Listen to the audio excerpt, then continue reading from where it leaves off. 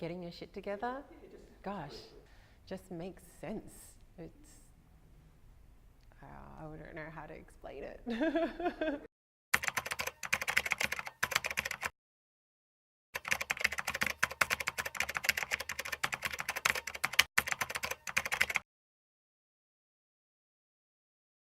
Mindfulness really is the ability to be present in the moment, and this can be done, with a variety of sort of measures, such as really being attuned to what's happening right now, either through your senses, so really listening, really being mindful of what you see and what you feel, but it can also be practiced through practices of meditation, where you do close your eyes and you learn how to attune your attention or your focus on what's happening currently and what's happening in your mind.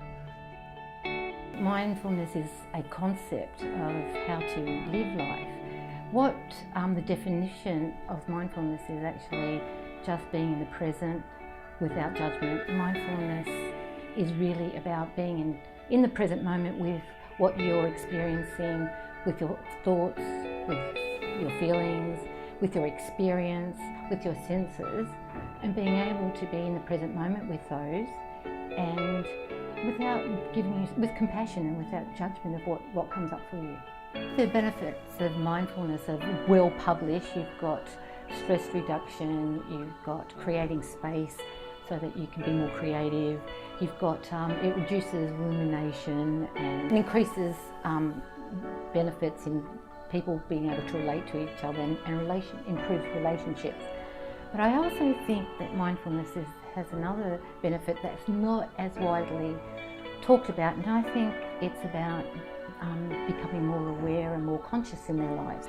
Unconscious and conscious, and what I mean by unconscious is that you're on autopilot, you're on the treadmill just doing everything, you're doing lots of maintenance in your life, and whereas the conscious is where you actually are really considerate of what you're thinking or what you're doing, and possibly someone is going off and going to a concert and all your friends are going to a concert, and it's about you considering and being conscious, well, do I really want to go?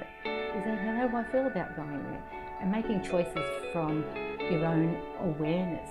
Mindfulness can play a part in anybody who's interested in their life, in the world, because we're all part of the world. And I suppose anybody who has an opinion on politics or the environment or the economy or social welfare, should we be turning off our phones? Yeah, well, we don't have to. What we can do is be mindful about how we use our phones. So again, the first thing is to notice. Stop and notice, what is my pattern? What's my relationship with my phone?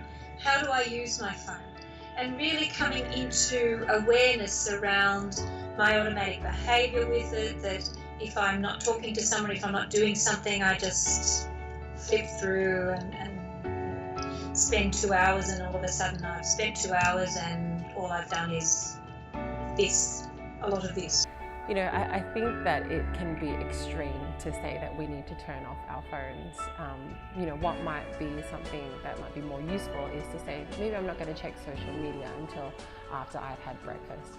Or perhaps on my commute to work, when I'm on the bus or the train, I'm not going to look at my phone. I'm actually just going to look outside the window and I'm actually going to observe where I'm at.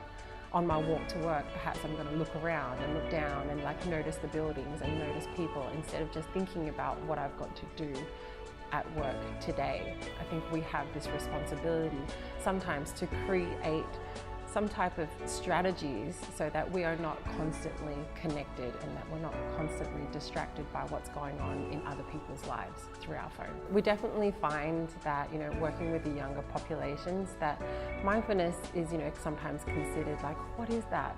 How do I actually utilize my time when I'm so busy and I'm on social media and I've got so many other things to do, such as study and exams? Well, what we find when people do practice mindfulness is that they are actually more efficient and more productive. And these days, with social media, with headspace apps, with technology, we can actually use productivity apps and mindfulness apps to our best advantage. So they're really accessible. They're on your phone. You can carry them with you and you can use them at any time. I think that makes mindfulness really accessible.